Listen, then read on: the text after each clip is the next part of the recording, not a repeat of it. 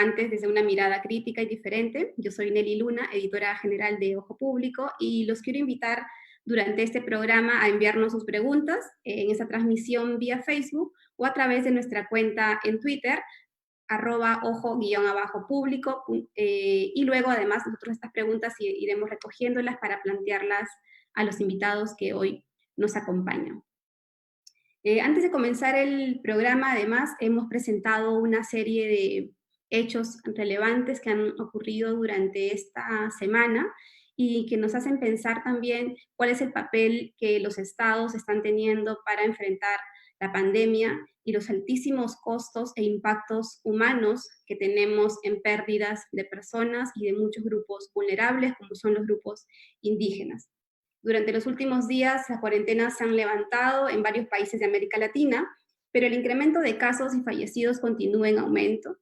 En varios hospitales públicos ya están colapsados y muchas familias, casi siempre los más pobres, no pueden acceder ni a una cama, ni al oxígeno, ni a ventiladores.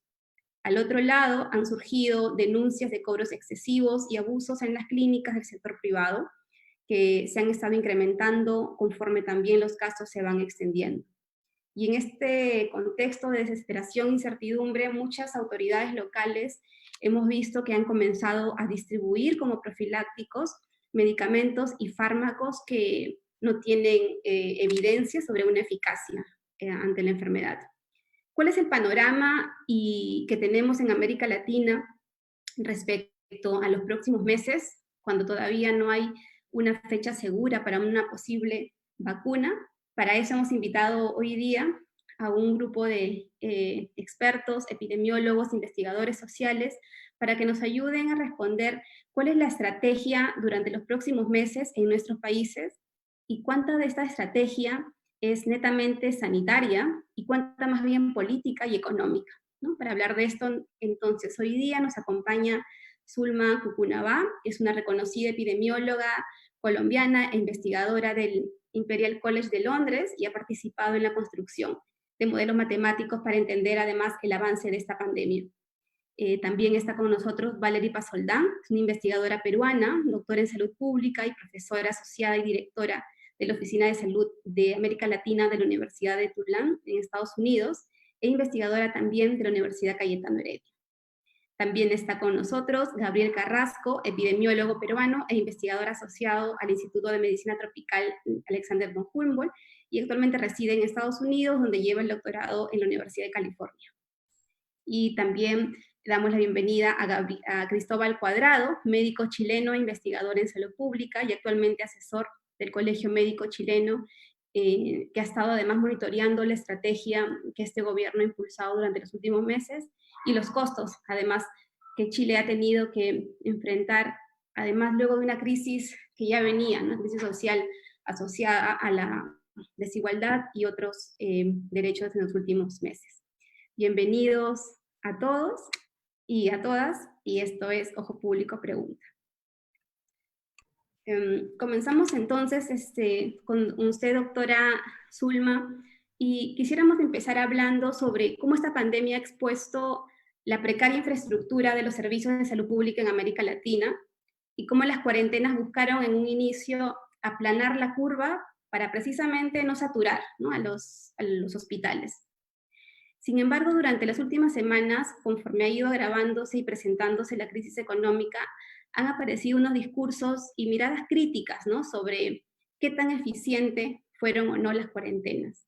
Y usted que trabaja con modelos matemáticos, me gustaría preguntarle, ¿qué nos dice la evidencia sobre el impacto que han tenido las cuarentenas en Colombia y si tiene además una percepción de lo que ha ocurrido en América Latina? ¿Y cuál debe ser la estrategia para los próximos meses? Está en... Muchas gracias, Nelly, por la invitación, y a todos los colegas, un gusto estar aquí con todos ustedes.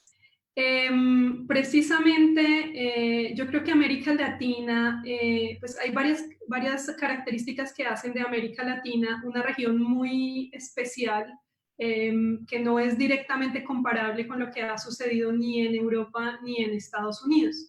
La primera característica es que de alguna manera la pandemia venía con un poco de retraso a América Latina. Y segundo, en América Latina las cuarentenas u otras formas de distanciamiento social drástico se dieron tempranamente en comparación con lo que sucedió en Europa. Es decir, Europa ya tenía un avance importante de la pandemia sin ningún tipo de distanciamiento social, mientras que en América Latina se inició bastante temprano. El impacto entonces de las cuarentenas en la mayoría de los países de Europa tuvo un objetivo que se llama un objetivo de supresión, es decir, en el cual no se buscaba, digamos, el aplanamiento de la curva, sino se buscaba lo que se dice es como romper la curva y volverla muy, muy pequeñita, no aplanarla, que es, digamos, el efecto de llevarla a un largo plazo, sino apagarla inicialmente y entrar en algo que se conoce como una estrategia de supresión. Eso se logró en la mayoría de los países de Europa. En América Latina estas cuarentenas iniciales se dieron, afortunadamente, pienso yo, con unos bajos niveles de número de casos y de número de muertes. Y lo que es evidente en este momento es que hay una gran heterogeneidad en el impacto que se logró en diferentes países e incluso dentro de países, dentro de regiones de países hay un impacto diferencial y heterogéneo. Algunas regiones sí lograron supresión, es decir, lograron bajar la transmisión a un número reproductivo por debajo de 1 con estas medidas tempranas. Y otras regiones, sin embargo, apenas lograron una disminución de la transmisión, pero no a un bajo nivel, sino apenas, digamos, a conservarla en un nivel bajo. De todas maneras, el impacto regional que tuvo esto, uno lo podría resumir a pesar de esa heterogeneidad, de alguna manera que este tiempo inicial de cuarentenas y distanciamiento social físico sirvió para dos cosas. Una, para evitar los colapsos más tempranos y dramáticos del sistema de salud. Claramente todos los modelos nos siguen indicando que al no haber realizado estas acciones tempranas, los sistemas de salud de América Latina se habrían visto incluso más afectados de lo que hoy en día están. Y dos, sirvió de alguna manera para preparar el sistema de salud. Estos meses nos debieron haber servido a todos los países. Yo creo que es un buen momento para empezar a evaluar qué tanto en estos meses se logró aumentar la capacidad de testeo, de rastreo, toda esa infraestructura necesaria, la capacidad hospitalaria, de unidades de cuidado intensivo y en general como toda esta etapa que ha servido como de preparación. Claramente las cuarentenas no son sostenibles a largo plazo y entonces lo que nos queda en este momento es evaluar qué de lo que hicimos en estos meses sirvió más, en qué contextos y ver por qué en algunos contextos hay cosas que no sirvieron y que pueden estar explicadas de pronto por condiciones estructurales de pobreza, inequidad, hacinamiento, factores culturales y otros que en este momento yo creo que ya estamos teniendo las herramientas para entender por qué hay cosas que funcionan en algunos lugares y no en otras y entonces poder rehacer y repensar cuáles son las estrategias más sostenibles y más efectivas a mediano y a largo plazo. Sí, precisamente en esa diferenciación es donde han recaído también algunas de las críticas y, sobre cómo se ha respondido hacia ciertos grupos, ¿no? Y América Latina es bastante diversa culturalmente y por eso quería preguntar a Valerie, que trabaja el tema de impacto en salud y en las comunidades. ¿Cómo ha sido, consideras tú, la respuesta de los estados para diseñar estrategias, por ejemplo, focalizadas en pueblos indígenas, en poblaciones que trabajan en la informalidad o en grupos que están además ubicados territorialmente muy distantes de centros de salud, ¿no? ¿Se debió tener esa estrategia diferencial? O sea, ¿pudimos haberlo hecho? ¿Y qué podemos hacer ahora para lo que toca en esta post-cuarentena? Es una excelente pregunta. Siento que, al igual que lo que dijo Zulma, ha habido un trabajo inmediato, se puso cuarentena, se hizo aislamiento en el Perú, en muchas partes de Latinoamérica, y eso aplaudo al gobierno peruano, a los gobiernos que tomaron estas medidas fuertes y drásticas. Lo que sí siento que se pudo haber hecho diferente es focalizar las estrategias que se hicieron en diferentes lugares. Se utilizó como una talla para todos. A todos cuarentena, a todos aislamiento, a todos lo mismo. y las realidades en las diferentes partes del Perú, por hablar del Perú, son diversas y las necesidades diversas. Entonces, yo trabajo mucho en Iquitos, que es la zona de la Amazonía peruana, donde la única manera de llegar a Iquitos es por avión, no hay carros, no hay transporte. Y rápidamente se vio un problema grande por el mismo hecho que no tenían EPP, no había un puente aéreo que llevaba materiales a esa zona, no había la misma respuesta que se pudo haber tenido. El rastreo fue difícil, hay un número limitado de personal público, y cuando hablas de las poblaciones vulnerables como los indígenas, están en zonas muy remotas de la zona de la Amazonía. Entonces, tienes, por ejemplo, a Loreto, que tiene 1/3 del territorio peruano, con 1.1 millón de personas y poblaciones muy esparcidas por todas partes, y un sistema que es primariamente de nivel primario. No hay muchos hospitales, hay 3 hospitales en Iquitos, hay uno en Yurimaguas, pero no tienes hospitales por todas partes. Y tomas una medida ahí que es la misma que tomas en Lima, donde hay muchos hospitales, donde hay más hacinamiento, donde hay transporte. Entonces, para mí hubieron un par de problemas con este sistema. Loreto colapsó y no había manera de llegarles ayuda. Recién, como la 7ª o 8ª semana, empezaron a llegar vuelos humanitarios con donaciones, con ayuda, con médicos que empezaron a venir, pero al comienzo no había eso. Entonces tienes una región que colapsó desde un comienzo porque no había misma ayuda. Y por otro lado, que tú le digas a una persona que vive en una clase media, que se quede en su casa, que no se mueva, que no salga, es diferente decirle a una persona que vive en una vivienda multifamiliar, tal vez una persona madre soltera que tiene 3 hijos, que no salga, ¿con quién dejo a mis hijos? Entonces, siento que no hubieron parámetros para ayudar a la heterogeneidad que tenemos en nuestra población. O sea, las necesidades y diferencias entre nosotros, todos somos peruanos, pero tenemos muchas diferencias sociales, económicas y realidades. Y tratar de imponer una talla para todos, creo que pudo haber sido diferente, ¿no? Sí, incluso, por ejemplo, y luego vamos a hablar sobre eso también con la doctora Cucunabá, sobre cómo los modelos matemáticos pueden incorporar estos otros factores asociados que no necesariamente se replican en Europa o al norte del continente, ¿no? Que tienen que ver con distancias geográficas, informalidad, relaciones culturales también muy arraigadas. Queríamos preguntar ahora más bien también al doctor Cristóbal Cuadrado si es que existe un punto de equilibrio entre reabrir la economía para evitar que las familias también más pobres, en este caso, continúen viendo quebrados sus recursos o sus ingresos, y si existe ese equilibrio con el distanciamiento social que se promueve y que se sigue insistiendo en algunos sectores para evitar la continuación de la propagación del virus, ¿no? ¿Cómo encontrar o si no existe, y el Estado más bien tiene que asumir un rol mucho más activo en la protección de las poblaciones más vulnerables? Sí, bueno, también agradecer la invitación y este diálogo está muy interesante, lo que mencionaba Zulma y Valerie, muy de acuerdo. Y sobre lo que tú preguntas, yo creo que hay que comenzar diciendo, al menos este es mi punto de vista, que no existe una dicotomía entre economía y salud, que es algo que en muchas partes se ha tratado de instalar, que o protegemos la economía o protegemos la salud de las personas.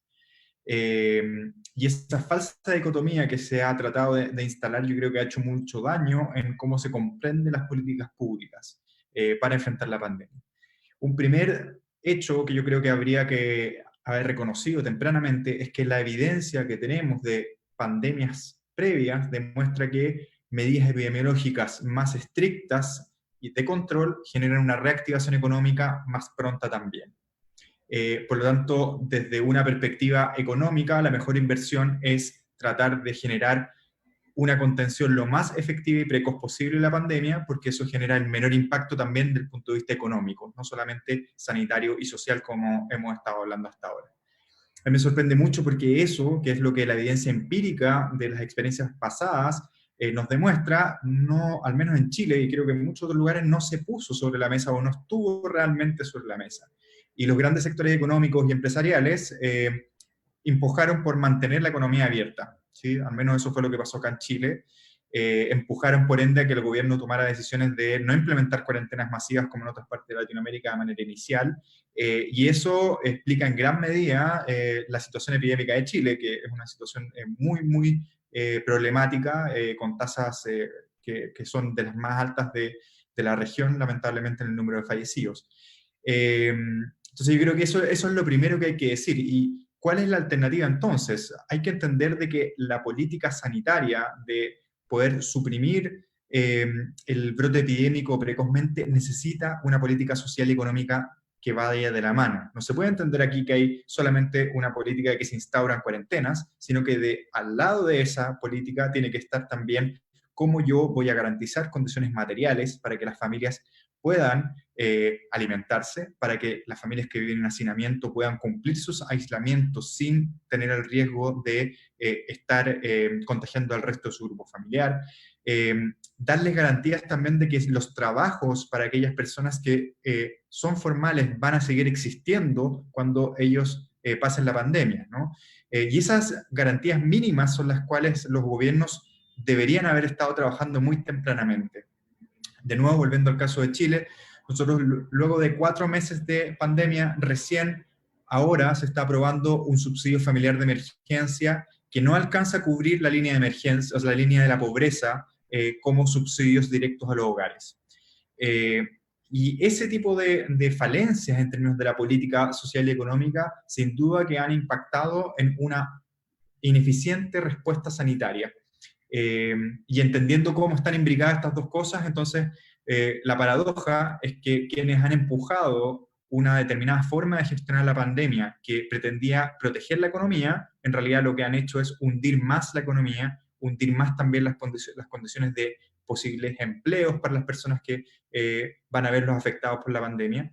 Y yo creo que esto finalmente es el fruto de malas políticas públicas, ¿no? Entendidas desde un sentido más amplio y saliendo de estas caricaturas que yo creo que se han tratado de instalar desde ciertas trincheras de que o protegemos la salud de la gente o protegemos la economía, pero como que estas dos cosas no pudieran ir de la mano. Más bien es todo lo contrario. Vamos a volver también a eso sobre cómo esta crisis nos obliga a repensar el papel de la salud pública, tan venida menos además durante los últimos 20 años probablemente o tal vez más, ¿no? Pero antes continuemos con Gabriel, y Gabriel, quería comentarte, hoy por ejemplo Inglaterra y Irlanda han reabierto los pubs, ¿no? Y los bares y los restaurantes. Boris Johnson ha señalado en el Guardian precisamente, que ha rogado a las personas que se comporten de manera responsable, ¿no? Y eso lo que genera es una preocupación bastante seria sobre un posible rebrote dentro de estas ciudades y países. En América Latina es probable que en las próximas semanas, como ocurre en Perú y ha ocurrido también en Colombia, varios negocios vuelvan a reabrir las puertas y no están claras las medidas de control o fiscalización que vamos a tener. ¿Qué estrategias adicionales tú crees que deberían tomarse en cuenta en esta post-cuarentena, ¿no? Con estados, además, como los nuestros, débiles en su capacidad de fiscalización y control.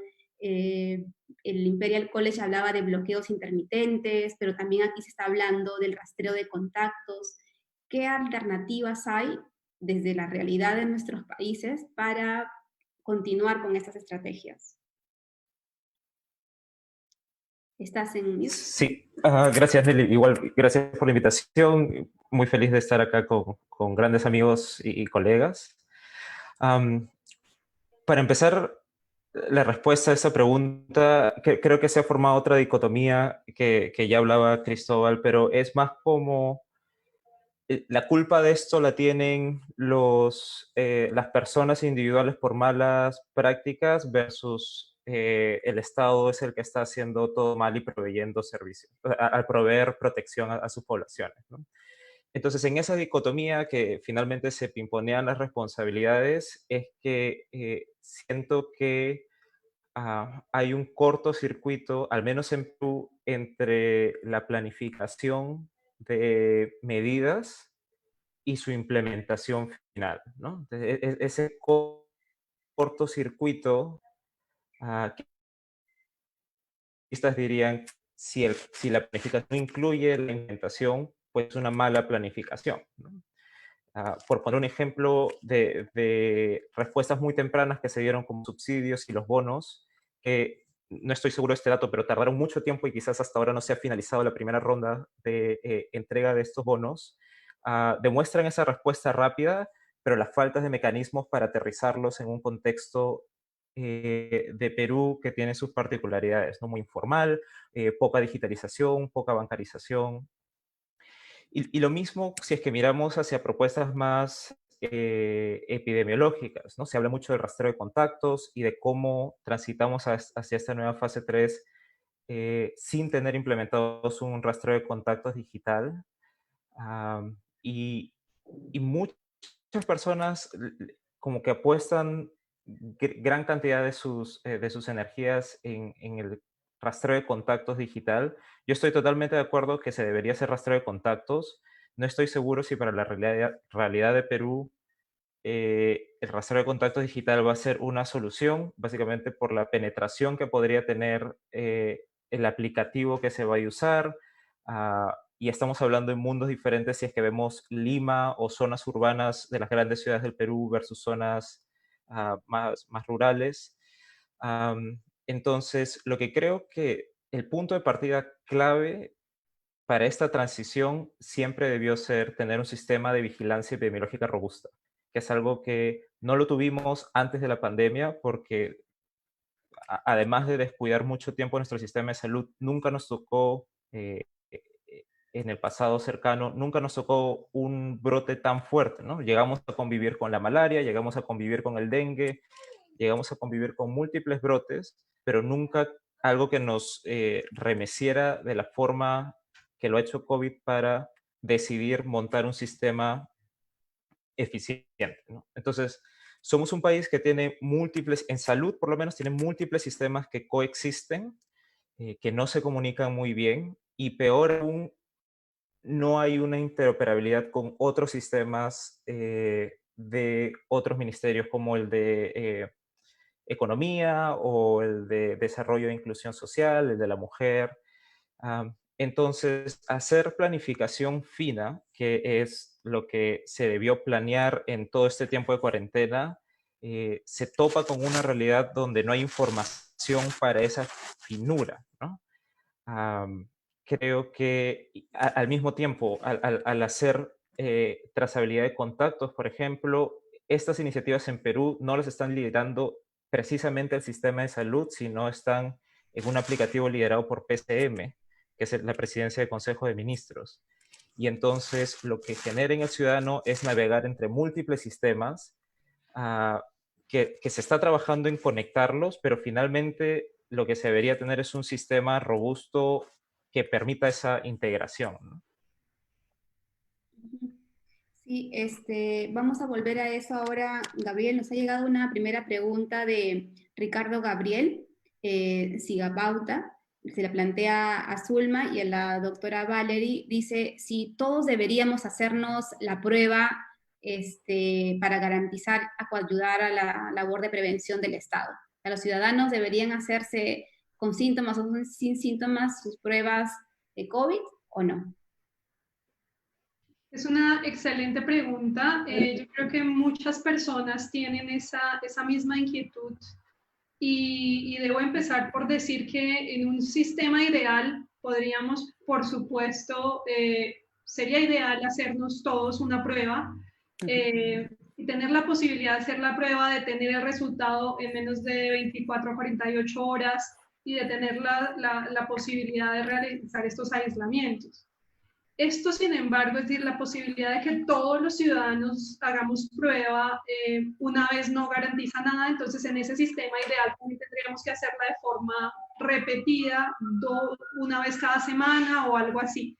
Esto es algo que se ha evaluado desde el punto de vista del modelamiento y es algo que se conoce como testeos masivos, pero digamos esa es una forma ideal, no realista claramente para ningún sistema de salud ni en América Latina ni en Europa, pero eso nos ha llevado a forzarnos entonces a pensar en que pueden existir otras formas de testeo que sean mucho más eficientes, que no implican la masividad. E incluso en estudios en el Reino Unido se ha encontrado que, digamos, testeos que son más dirigidos a personas inicialmente con síntomas y sus contactos u otras poblaciones que tengan más riesgo de estar expuestas, pues disminuye en gran medida la necesidad de testeo masivo y puede llegar a un testeo que se llama extensivo, que es mucho más eficiente, que puede generar resultados mucho más rápidos y que pues tiene una efectividad mayor.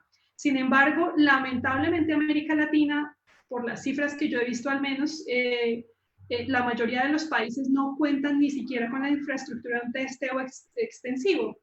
Entonces, hay muchos debates, yo creo, aún vigentes y que van a estarlo durante algunos meses en América Latina. Sí, bueno, ¿qué se invierte más? En el lado final del problema, que son las UCIs y los hospitales, o empezamos a entender que tal vez es mejor invertir mucho más en toda la parte preventiva, en la atención primaria, en el testeo, en adaptación de ese testeo en sitios donde no se pueda hacer porque no hay la infraestructura suficiente, entonces que utilicemos síntomas, definiciones clínicas, y que aprovechemos en algún punto, yo creo que la tecnología que hoy está disponible, que es la PCR como la prueba de estándar para el diagnóstico de casos activos, va a llegar un punto en que esa tecnología va a mejorar, yo creo, en un futuro no tan lejano y que pueda ser una tecnología mucho más accesible a nuestros países y que se pueda alcanzar una mayor cobertura.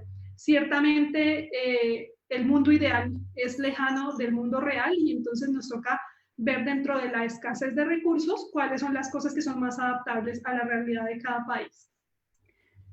Concuerdo con Zulma, o sea, sería lindo, ideal, pero no es una realidad. Por lo tanto, creo que para el ciudadano común y corriente, o sea, para la población, lo que tenemos que estar pensando es qué podemos hacer para minimizar nuestro riesgo. O sea, no queremos llegar hasta el punto donde tenemos que hacernos las pruebas. Entonces, en un medio de una pandemia hay un cierto nivel de inseguridad para todos. O sea, no es como que blanco o negro. Siempre van a haber niveles de riesgo. Y lo que sugeriría para una persona es, primero, estamos saliendo de una cuarentena, por lo menos acá en el Perú, pero no significa que deberíamos salir de cuarentena. Lo que significa es, tenemos que empezar a salir y trabajar, pero tratemos de mantener nuestras actividades sociales, personales, profesionales, a un punto donde podemos tratar de minimizar el riesgo. Entonces, no es simplemente, ya terminó, salgo por todas partes. No, mantengo una cierta actividad que minimiza mi riesgo. Y para poder minimizar el riesgo, creo que es bien importante entender qué es lo que me pone a riesgo. He leído un artículo por la doctora Susan Hassig de Tulane que habla de los 3 Ds para prevenir. Uno es distanciamiento, ¿no? El D de distanciamiento. Mientras más distanciamiento físico haya con otras personas, menor riesgo de contagiarse. El segundo D es duración. La duración de contacto con una persona positiva, porque lo que quiere hacer es cruzar a alguien en la calle, tal vez simplemente estás cruzando, pero si estás 1 hora hablando con una persona, hay más posibilidad de que si esa persona está infectada, pueda haber transmisión. Y considerando eso también estar en un ambiente abierto o cerrado, porque en abierto hay más circulación, y el uso de las máscaras cuando estás con una persona, porque al hablar todos estamos escupiendo partículas muy pequeñitas, entonces al usar la máscara estamos protegiendo a la persona con la que estamos hablando y viceversa, al esa persona usar la máscara nos protege a nosotros. Y el tercer punto de las Ds, o sea, distanciamiento, duración, es diversidad de contactos, ¿no? Entonces, algunos estamos viviendo con nuestras familias nucleares y solamente la familia nuclear por un tiempo y solamente uno sale a hacer las compras. En otros casos tenemos familias multifamiliares viviendo en el mismo hogar. Entonces, con cada persona que se añade son posibilidades de contactos con otras redes sociales y se va ampliando esa diversidad de contactos. ¿Qué sugiero para las personas que están desesperadas porque un hijo quiere salir a ver al amigo, ella quiere salir a ver? Lo que se está hablando son burbujas sociales, donde ya no es solamente tu núcleo familiar, pero tal vez conversas con 1 o 2 familias con las que tienes cierta cercanía, donde sabes que van a tener responsabilidad en reducir su riesgo también, y ampliar tu círculo de ese núcleo familiar a incluir 1 o 2 familias más, con la condición de que ellos también se estén protegiendo, cuidando, teniendo todas las medidas de distanciamiento, de máscaras, pero te permite que tus hijos puedan tal vez tener a un amiguito con el que pueden jugar. O sea, hace un poquito más factible el mantenernos en este tipo de situación social por la duración de lo que podría ser otro año más, ¿no? Entonces, tenemos que tener en cuenta que hay una cierta realidad, que tenemos necesidades sociales. Entonces, es una manera de minimizar el riesgo, pero utilizando este mecanismo para protegernos, ¿no? Sí, hay otra pregunta vinculada también a las mascarillas. No sé qué opinan Gabriel y Cristóbal. Mencionan que se han registrado algunos hechos de violencia, por ejemplo, en Estados Unidos, ¿no? Donde las personas están saliendo a los supermercados, a los centros comerciales sin mascarilla, son increpadas por otras por no usarlas, y en ese choque se están registrando peleas, ¿no? Agresiones físicas incluso. ¿Cómo impulsar una política de uso de mascarillas cuando tenemos líderes políticos como Trump o Bolsonaro que siguen negándose a usarlas y siguen abrazando y teniendo espacios políticos amplios de contacto, ¿no? Entonces, ¿es posible tener esa estrategia sanitaria adecuada? No sé quién quiere empezar, si Gabriel o Cristóbal quieren comentar algo a esa pregunta. Sí, yo puedo ir primero. Es interesante hablar sobre los problemas de agresividad aquí en Estados Unidos, ¿no? Creo que hemos vivido que hay un tema más estructural y más de fondo, y la mascarilla y el enfrentamiento con la enfermedad de estos líderes que hemos mencionado, no, que claramente es un acto político, es un acto que tiene intenciones no dentro de la salud pública, tiene otras intenciones, y claramente están atentando contra múltiples principios, ¿no? Bueno, en ese sentido, y tratando de mirar la perspectiva más hacia Latinoamérica, me parece que lo que falta, y que ha pasado mucho en Europa y en Estados Unidos, son cuerpos o departamentos académicos, o una institucionalidad más científica que permita hacer frente a este populismo o a este tipo de vehemencia política o no científica, ¿no? Digamos, para hablar del caso concreto de Perú, nosotros no tenemos un ministerio de ciencia. Nosotros, digamos, las agrupaciones de epidemiólogos o de científicos que estén trabajando en esa primera línea de manejo de enfermedades no es tan amplia, no es tan visible y no es tan conectada, ¿no? Digamos, cuando Concitec, tenemos este council de ciencia que es Concitec, que hace un gran trabajo en medida de lo que puede, pero definitivamente, así como salud no fue uno de los principales temas que se trataron en los últimos 20 años, educación y desarrollo científico tecnológico tampoco lo fue, ¿no? Y nos ha agarrado en este momento desprevenidos y a merced de múltiples líderes, y se ve en Perú de forma muy local, ¿no? Hemos visto presidentes regionales que han dado algún medicamento sin ningún respaldo científico, o han tratado alguna técnica que puede ser bastante nociva para la salud. Y es básicamente, digamos, no hay el contrapeso académico, científico que pudiera hacerle frente. Sí, yo en la misma línea plantearía que es muy propio de los populismos, tanto de extrema derecha o extrema izquierda, de utilizar la biopolítica como una herramienta. Y lo que hemos visto en muchos países, en Estados Unidos, en Brasil, pero yo creo que también en nuestros países hemos visto tipos de eso de una u otra manera, es que la catástrofe de la pandemia se ha politizado y se ha llevado también a ciertas trincheras ideológicas en las cuales se ha tratado de generar ciertos alineamientos en términos de que hay grupos sociales que terminan siendo menos proclives a seguir ciertas medidas de salud pública, debido a que también hay liderazgos a los que ellos siguen que promulgan el que esto no es tan grave, o que el virus es una mentira, o una serie de aseveraciones que han aparecido lamentablemente y que generan un impacto muy profundo sobre la opinión pública y sobre las conductas de las personas. Yo creo que hay que agregar al tema de las mascarillas una complejidad que yo creo que hay que hacer un mea culpa de qué es lo que pasó, y es que durante muchas semanas el discurso oficial de la Organización Mundial de la Salud y de muchas grandes agencias muy respetables fue el de que las mascarillas eran solamente para el personal sanitario. Yo creo que ese mensaje, que fue un mensaje equivocado, yo creo que generó una erosión de la legitimidad también de instituciones como la OMS y de muchas voces dentro de los propios países que se alinearon con el discurso de la OMS y que al cabo de cierto avance de la pandemia hubo que desdecirse y empezar con el discurso de que todo el mundo debía ocupar mascarillas, que es lo que efectivamente nos muestra la evidencia, mejor evidencia disponible a la fecha, ¿no? Yo creo que hay que mirar como esos fenómenos, ¿no? Yo creo que la no adherencia al uso de las mascarillas tiene una historia reciente, digamos, con hartos condimentos.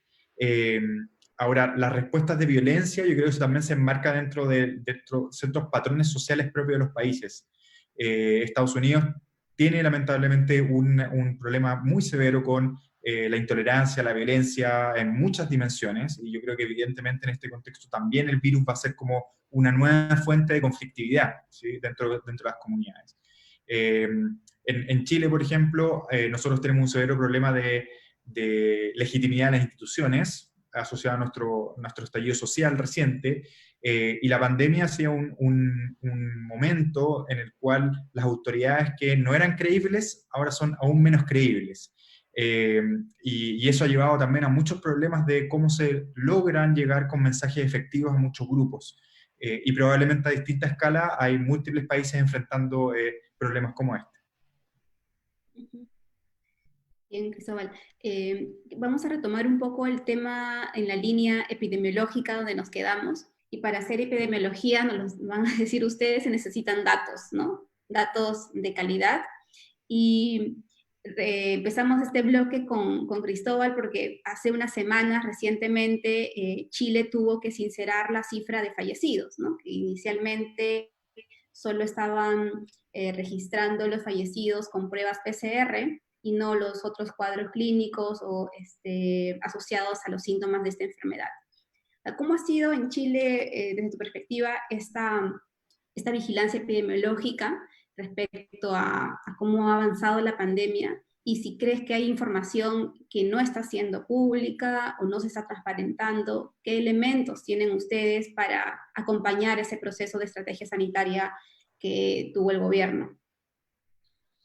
Sí, bueno, el caso de Chile yo creo que lo caracteriza muy bien, es decir, que ha sido una guerra por los datos. Desde muy tempranamente el gobierno adoptó una estrategia de mucho secretismo con la información. Y de hecho, de voz del propio ex ministro de Salud, él consideraba que cualquier dato que se entregaba eran municiones que se le daba a la oposición y que por ende no había que entregar datos. Y ese fue el sello durante prácticamente 3 meses y medio de la forma en que se gestionó esto. Y todos los datos que se lograron, digamos, disponibilizar fueron después de grandes controversias en las cuales el mundo científico y la prensa local fueron fundamentales, de empezar a demostrar cosas que el gobierno no estaba mostrando, de escrutinar los pocos datos que habían para ver dónde estaban las inconsistencias. Y lamentablemente y la descripción es así, ha sido como una guerra de guerrillas en las cuales se ha logrado generar ciertos avances de información. Y el tema de los fallecidos que tú mencionas es particularmente preocupante. Y para que simplemente caracterizar qué es lo que pasaba. Como todo Ministerio de Salud del mundo, el Ministerio de Salud de Chile tiene un departamento al interior encargado de las estadísticas vitales y de análisis de los certificados de defunción en base a los lineamientos internacionales. El Ministerio de Salud decidió tener un organismo paralelo en el gabinete del ministro que llevara el conteo de fallecidos independiente de la agencia oficial a cargo de eso. Lo que se empezó a generar es que gradualmente las dos cifras no calzaban. Los reportes diariamente que daba el ministro de Salud en cadena nacional eran en base a sus propios registros y no los de la agencia. Y llegó un momento dado en que habían 700 fallecidos de diferencia entre los dos registros.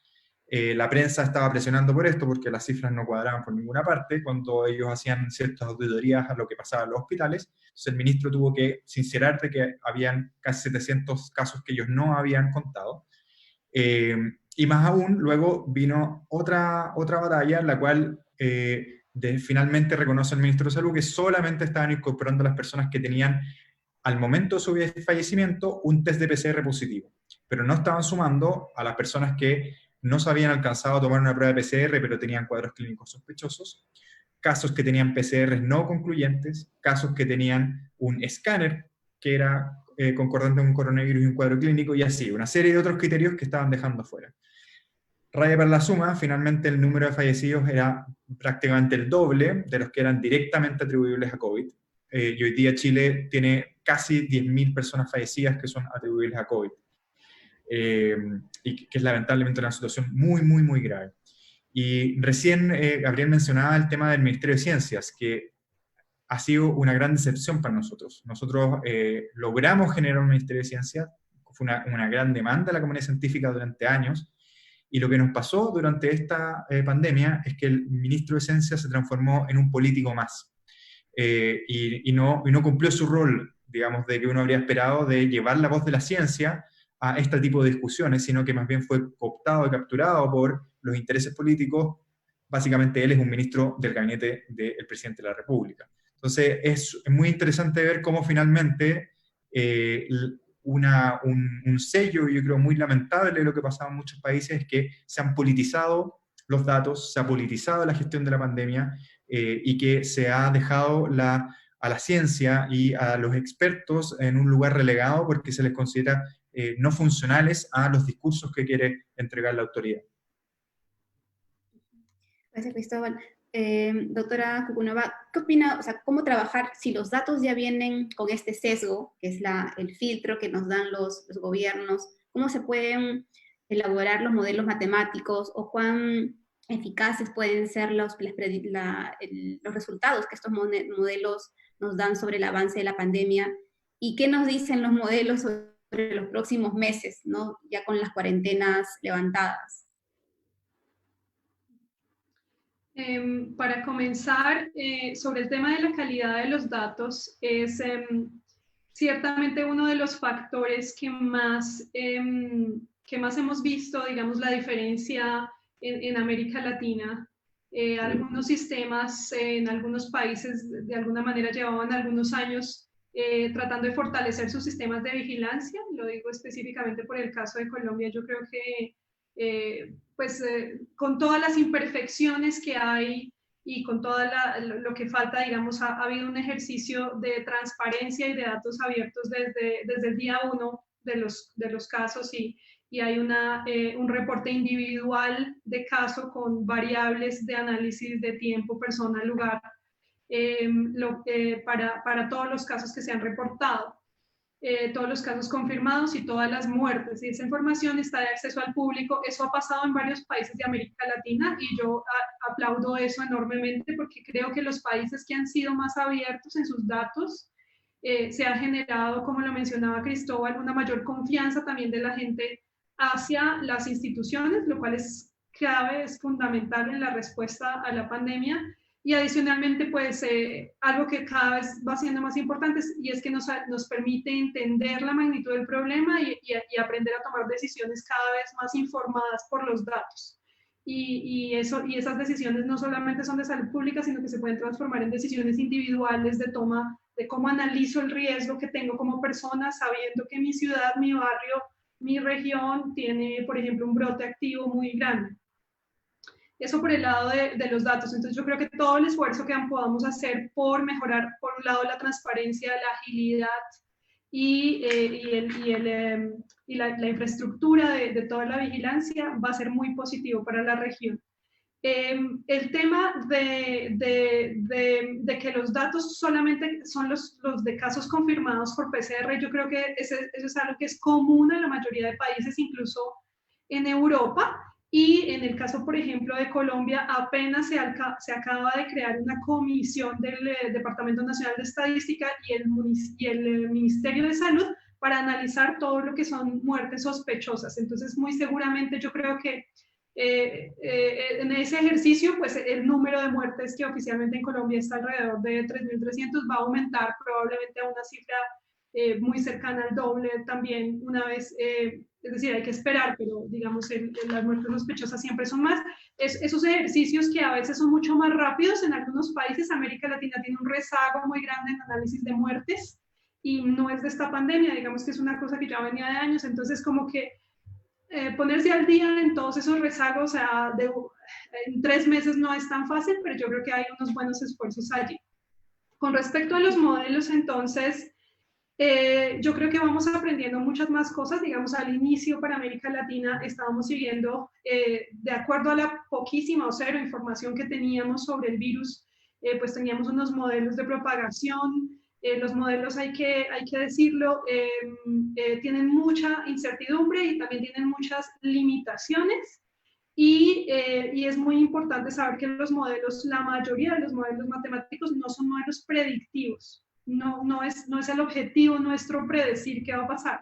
El objetivo es mostrar el potencial impacto que tienen ciertas decisiones grandes de salud pública.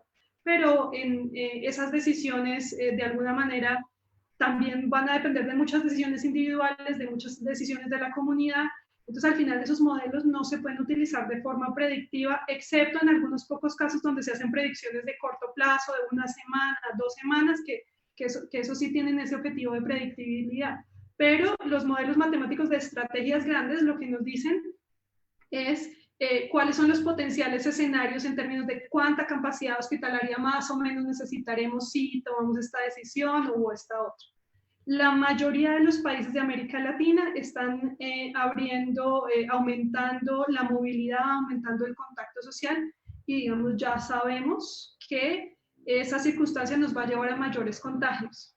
Es muy distinto lo que ha hecho Europa, donde lograron suprimir la transmisión y después de que su número reproductivo estaba por debajo, de forma sostenida, por debajo de 1 y con pocos casos reabren los sectores económicos, entonces ellos se van a demorar mucho más tiempo en volver a ver brotes, además porque ya han creado todo un sistema de rastreo de contactos, testeo, donde van a poder ir apagando brotes pequeños que vayan saliendo. La realidad en América Latina es muy distinta.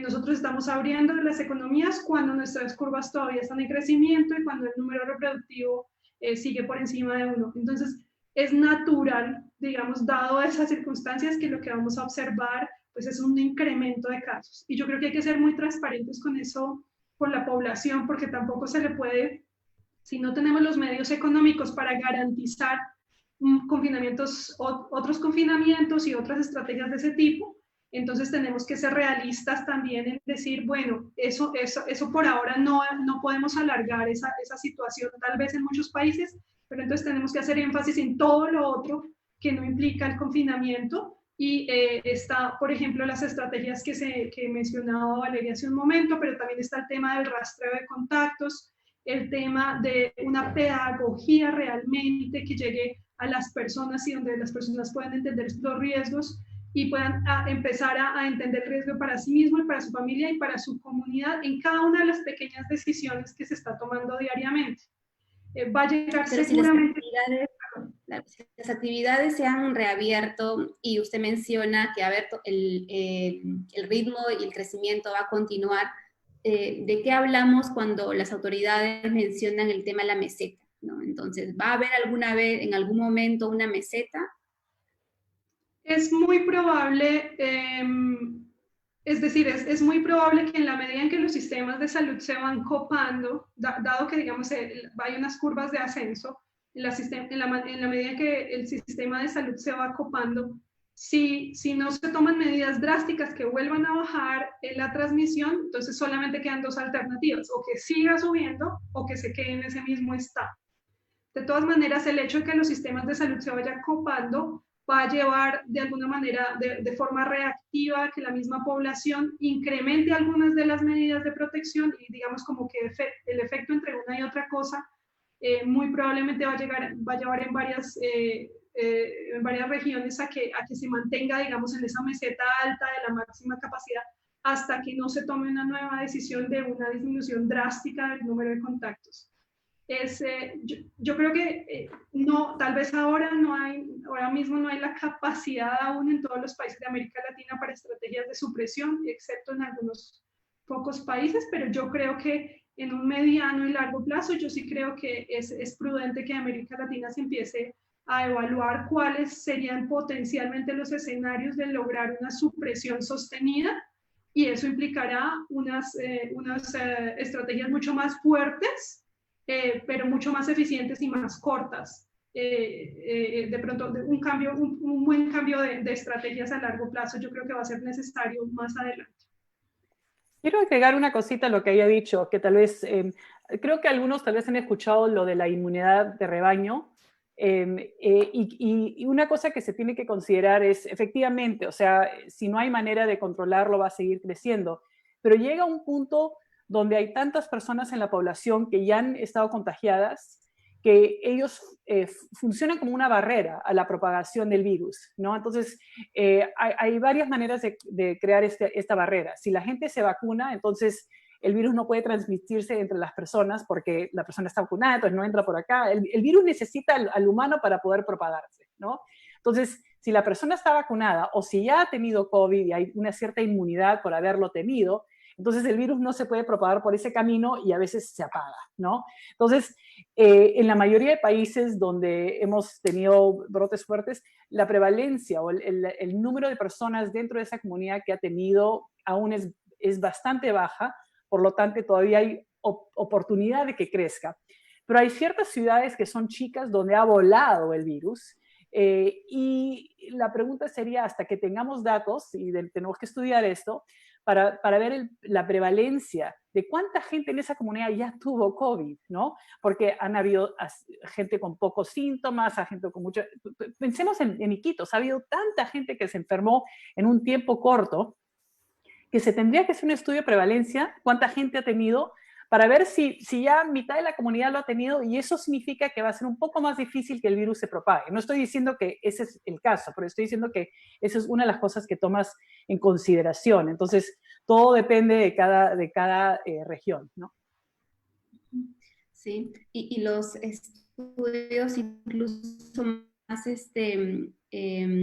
mencionan de que no hay todavía una capacidad, en los casos que se han investigado, mucho contagio para alcanzar esa inmunidad de rebaño, ¿no? Y sobre eso, por ejemplo, mencionabas el caso, Valerie, de Loreto, que es una zona de la Amazonía que tiene mucha población indígena, y además donde los focos de contagio se han extendido de manera muy fuerte en la frontera con Colombia y en la frontera con Brasil, ¿no? Donde es muy difícil además ya ni siquiera hacer un seguimiento epidemiológico de lo que realmente está ocurriendo, porque al abandono en infraestructura se suman otras dimensiones más culturales, ¿no?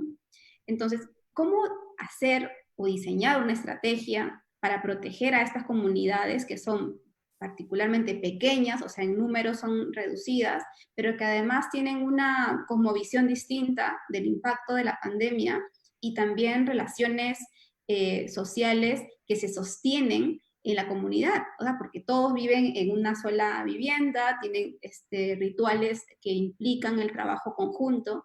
¿Cómo pensar además en hacerlo cuando los datos epidemiológicos hasta hace unas semanas no incluían la variable étnica?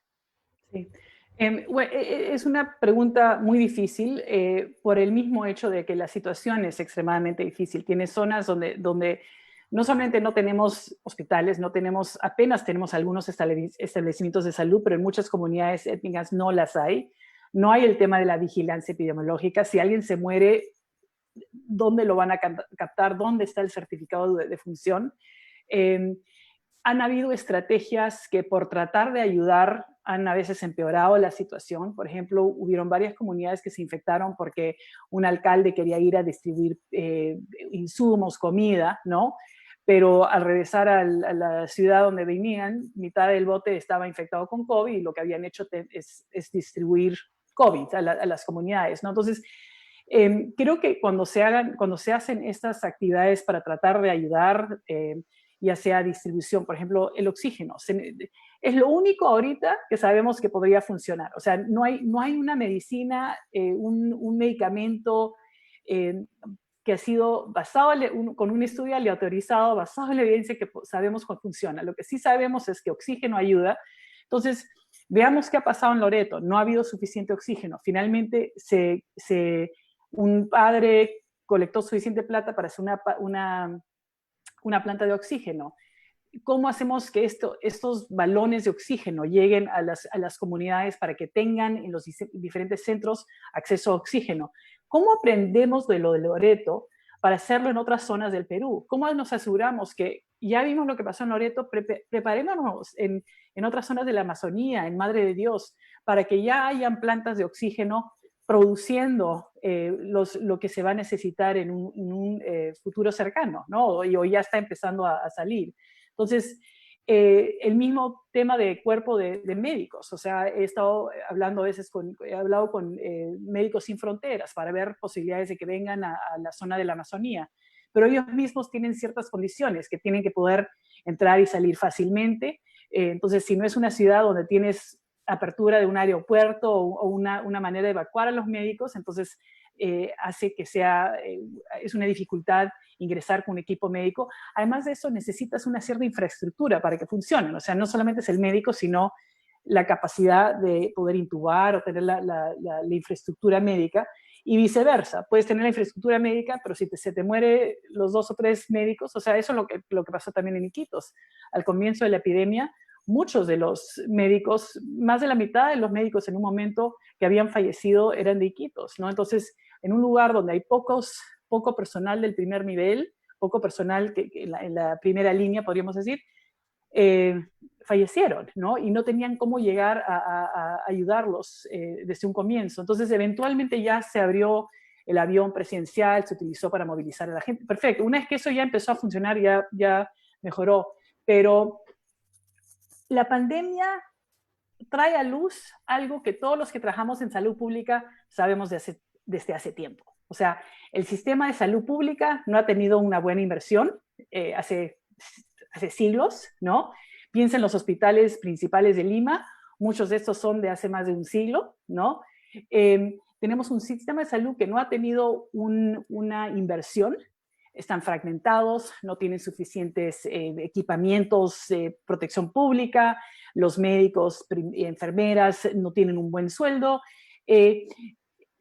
Lo que ha hecho la pandemia es, cuando es algo de prevención, por ejemplo, prevención de cáncer cuello uterino, prevención de diferentes temas de salud, bueno, cuando se mueren es porque, bueno, no hubo prevención. Pero en un tema de una pandemia, y cuando se te mueren 10.000 personas, de pronto todos esos problemas que hemos estado viendo hace muchos años están a la luz de todos y nos hacen preguntarnos, ¿por qué está pasando esto? ¿Ha debido pasar? ¿Por qué no se ha invertido antes? ¿Por qué no tenemos un sistema de vigilancia epidemiológica?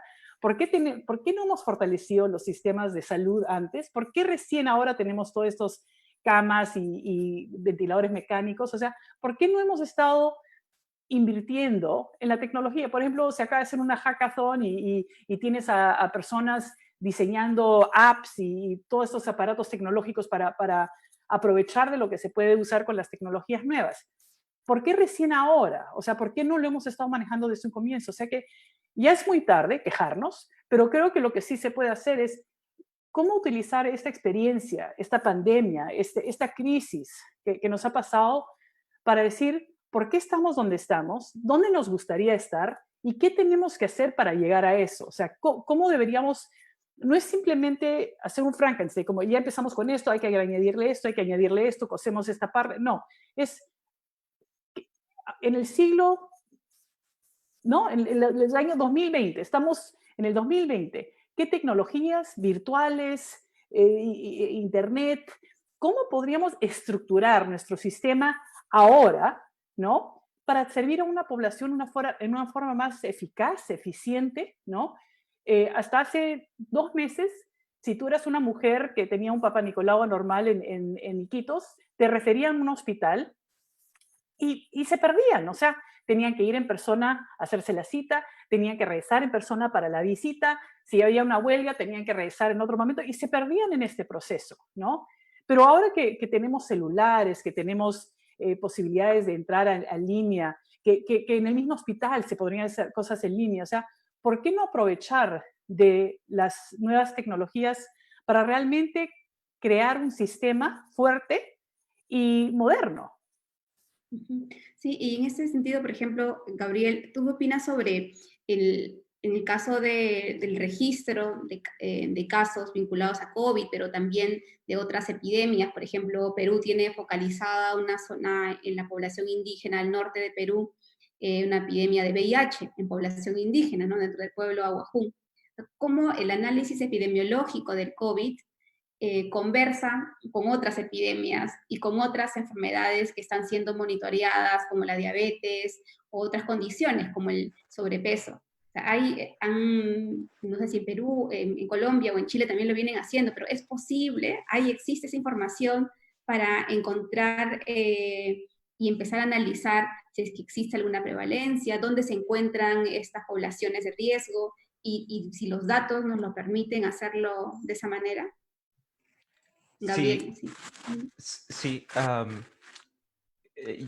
La pandemia, bueno, COVID se ha robado el protagonismo, ¿no?, de nuestro sistema de salud. Digamos, ha enamorado y o a la fuerza ha mantenido los ojos de todo nuestro sistema en sus casos, en sus muertos, en su sistema de prevención o en su sistema de provisión de servicios. Y lamentablemente se han descuidado otros sistemas, ¿no? En Perú particularmente no es que teníamos históricamente sistemas robustos para enfermedades crónicas o para enfermedades infecciosas, pero lo poco que se tenía armado se ha descuidado, ¿no?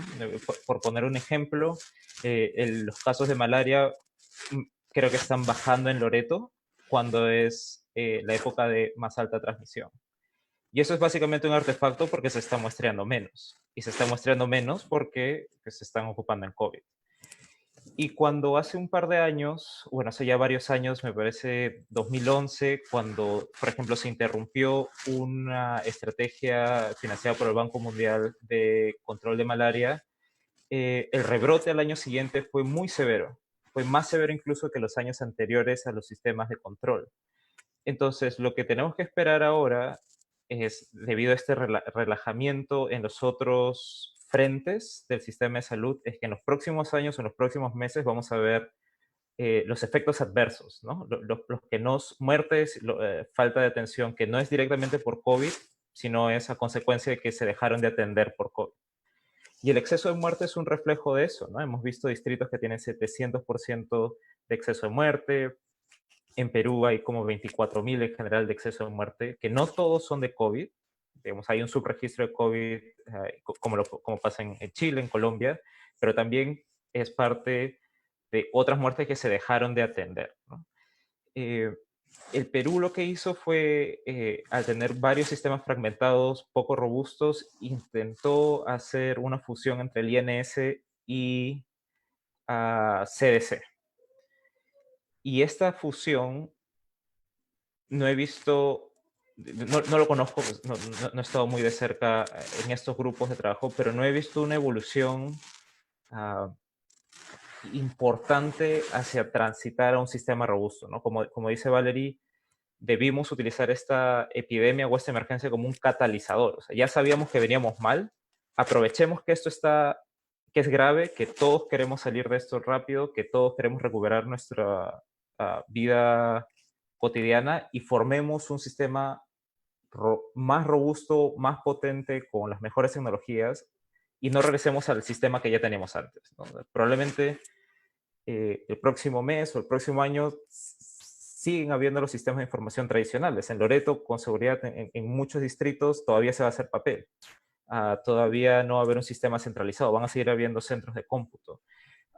Cuando en este momento hay mucha gente del sector privado, mucha gente de la academia, y todos por primera vez están interesados en salir de esto rápido, cada uno por su propio interés, pero todos quieren salir de esto rápido, ¿no? Entonces, catalizar esas iniciativas, empujar hacia la misma dirección, quizás en Perú ha tomado un poco más de lo debido a conversar, ¿no? Tender puentes que pudieran generar estas estrategias mucho más potentes. Y eso es lo que me temo, ¿no? O sea, me temo que, no, no diría una segunda ola, porque para una segunda ola primero tendría que bajar la transmisión. Lo que estamos viendo en Perú es que estamos teniendo como una escalera, ¿no? Una transmisión escalonada. En ningún país del sur todavía está bajando. Sí, Seguimos en un olón, ¿no? sí, me parece que el doctor Percy Maita decía que no es una segunda ola, sino va a ser una marea alta, ¿no? Y como tú decías, va a ir aumentando progresivamente. Pero bueno, la idea es que no deberíamos permitirnos regresar a los sistemas que teníamos antes y sobre todo como sociedad, ¿no? O sea, parte de nuestra queja es que durante 20 años no hemos tenido una clase política que haya prestado la atención en salud y en buenos sistemas de salud y educación, pero como sociedad no hemos empujado lo suficiente para que se haga caso, para mucho descontento social como lo que hubo el año pasado, los descontentos que hablaba Cristóbal, ¿no? Digamos, la falta de credibilidad en las instituciones porque la población sentía que no recibía algo a cambio conforme a sus estándares, ¿no? En Perú, nuestra informalidad, nuestras múltiples taras hicieron que nos sintamos de alguna forma cómodos conviviendo con un mal sistema de salud o cómodos con un mal sistema de educación. Y como dice Valerie, nos agarró en plena pandemia y teníamos todas las de perder. Sí, vamos a hacer un segundo corte para hacer las preguntas y como por tiempos les voy a pedir que si pueden responderla en un minuto. Entonces son preguntas muy precisas. Por ejemplo, Cristóbal, ¿tú crees que es conveniente en varios países, bueno, en Perú incluido, se han suspendido las clases escolares? Estas son virtuales. Y nos escribe un profesor, José John Top Bonilla, preguntando si es conveniente reiniciar las clases presenciales, teniendo en cuenta que hay sectores donde la internet no llega y pueden perder el año escolar, y además con todos los casos del impacto psicológico que puede tener para los niños no salir de casa. La respuesta es depende de cuál es la situación epidémica del lugar en concreto, ¿no? Hay lugares donde pueblos aislados, en los cuales puede que haya muy pocos casos o no hayan casos y probablemente en esos lugares no estaría justificado el tener las clases suspendidas. No obstante, en la mayor parte de los grandes centros urbanos de Latinoamérica, donde tenemos brotes muy, muy activos, abrir las escuelas tiene sus complicaciones, no solamente porque es algo que van a exponerse los niños, sino porque genera muchísima movilidad al interior de la ciudad, ¿sí? Y probablemente eso es mucho más importante. O sea, sabemos que es una enfermedad relativamente poco severa en los niños, significa que no son ellos los más afectados, pero el abrir las escuelas significa reactivar mucha movilidad al interior de la ciudad y ese efecto indirecto es muy problemático. Yo creo que hay que analizar muy bien cuál es el momento epidémico en cada lugar y por otra parte asegurar que hayan condiciones que el retorno a las clases sean seguros y eso tiene muchas complejidades como varios países están experimentando ahora. Sí, yo quería agregar algo chiquito, perdón. Y es que, bueno, Cristóbal tiene toda la razón, estoy totalmente de acuerdo, pero un aspecto adicional es que si bien la severidad no es grande en los niños, se enfrentan a un docente que tiene una edad mayor, ¿no? Y en el caso de Perú particular, nuestra plana docente del sector público es, digamos, ya es una población en riesgo, o sea, es una población de edad avanzada, entonces estás confrontando ahí dos poblaciones que podrían tener problemas. Y lo segundo es clave lo que dice Cristóbal de movilidad, y sobre todo porque en Perú el colegio donde vas no está asignado en base a tu vivienda, sino es como uno postula, digamos, el padre de familia postula a un colegio, entonces hay niños que viven en un distrito muy al norte que pueden terminar en un colegio al centro y la movilización es enorme. Y esos vectores de movilización, como tú dices, van a ser muy complicados de controlar.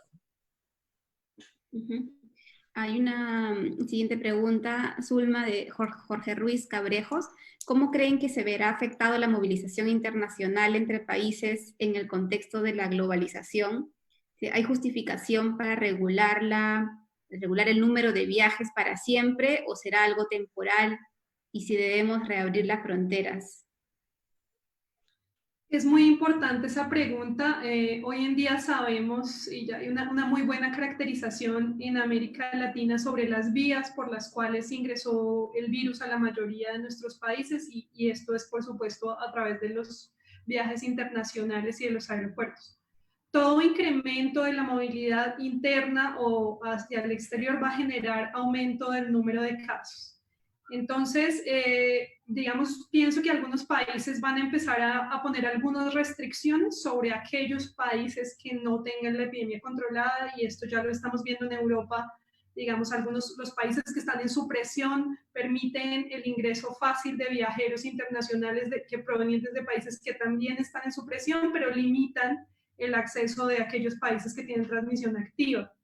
Entonces creo que va a haber mucho de eso en esa toma de decisiones de cómo reactivar los viajes internacionales, pero ciertamente pues va a ser, como toda la movilidad probablemente en el mundo, bastante reducida, y debe seguir unos protocolos de bioseguridad pues para disminuir al máximo la posibilidad de que haya contaminación dentro de estos sistemas. Protocolos que deben incluir no solamente, digamos, el distanciamiento per se, por ejemplo, de las sillas, sino también pues todo el aparataje de bioseguridad a la entrada, a la salida, el uso de máscaras, de mascarillas y de caretas de protección en todos los sentidos, y creo que vamos a estar así por un buen tiempo, por lo menos el resto del año.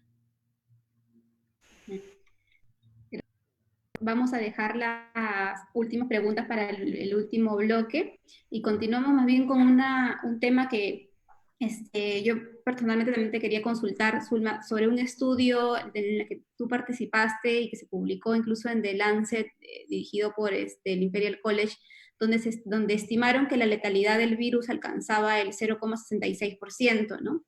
En su momento se comentó que esta información era todavía preliminar, que se requerían más monitoreos y más datos sobre el comportamiento del virus. Y no sé si nos puedes contar si la situación o los estimados han variado y qué es lo que aún no sabemos sobre este virus y que necesitamos con urgencia saber. Sí, entender la letalidad del virus per se, más allá de los casos que se reportan, que digamos esa es la letalidad reportada. Existe la letalidad general, que es la de todos los casos que se reportan y los que no se reportan porque, por ejemplo, son asintomáticos o sintomáticos leves. Y esa letalidad la estimamos con los datos de China, como tú muy bien dices, en un promedio para esta epidemia de China en 0,66%. Con un intervalo que iba entre 0,3 y 1,2%, pero claramente pues se evidencia un gradiente con la edad, es decir, muy, muy baja la letalidad en menores de 20 años, pero pues incrementa y puede ser mayor del 6% en los mayores de 70 años. Eso fue lo que inicialmente, digamos, estimamos con los poquísimos datos que teníamos de China. Posteriormente hemos seguido haciendo estimaciones para otros países donde hay algunos buenos datos, como en el Reino Unido, y también por otras metodologías más empíricas, como son los estudios de cero prevalencia, que ya hay disponibles buenos estudios representativos de población, por ejemplo, para España, algunos sitios de Estados Unidos, varios sitios de Europa. De alguna manera se ha podido configurar, al menos dentro de lo que es posible medir, que el promedio de esa letalidad estaría alrededor de 0,3 o hasta 1,2, más o menos para la mayoría de los países en Europa. Hay muy pocos estudios en América Latina, prácticamente solo hay uno, que es en Brasil, y que nos muestra, ya ajustando por la especificidad, sensibilidad de las pruebas, por la distribución poblacional, etcétera, que la letalidad, al menos para esos sectores de Brasil donde se midió, estaría alrededor de 1%, lo cual nos pondría un poco más arriba de lo que fue China, y al nivel más o menos de lo que pudo ser de pronto España. Entonces, hay una idea inicial de que los países que tienen una demografía mucho más joven, como es América Latina, tendrían una letalidad más baja justamente por eso. Pero hay algunos factores que incrementan, a pesar de que sí somos poblaciones más jóvenes, hay cosas que incrementan la letalidad. Una de esas es, como ustedes dicen, el mayor contacto intergeneracional. Es decir, en Europa la mayoría, digamos, de las personas de mayor edad viven con contacto entre ellos y poco contacto con niños y el resto de las generaciones. En América Latina, en cambio, tenemos un contacto intergeneracional inmenso, por ejemplo, el de Colombia es 55%, para otros países puede ser más bajo como Argentina, algunos países va a ser más alto, más bajo y es un determinante. Y también el tema de sumado a eso, aparte del contacto, pues el tamaño de los hogares, el hacinamiento y todo esto. Entonces, y adicionalmente un tercer punto que es el acceso a los sistemas de salud. Hay una letalidad basal del virus, pero si una persona no accede al oxígeno, no accede a la unidad de cuidado intensivo, pues esa letalidad se expande muchísimo. Entonces, esa combinación hace que al final, a pesar de que deberíamos tener una menor letalidad por ser poblaciones más jóvenes, podemos incluso tener una mayor letalidad en algunos contextos debido a todas estas características sociales, culturales y de acceso a los servicios de salud. Pero todavía estamos evaluando, de acuerdo a los datos nuevos que vayan saliendo, estudios de seroprevalencia en América Latina, cómo podemos ajustar esto para entenderlo mejor. ¿Y qué es esto que te preguntaba de que te gustaría saber, que necesitamos saber sobre el comportamiento del virus y todavía no podemos conocerlo?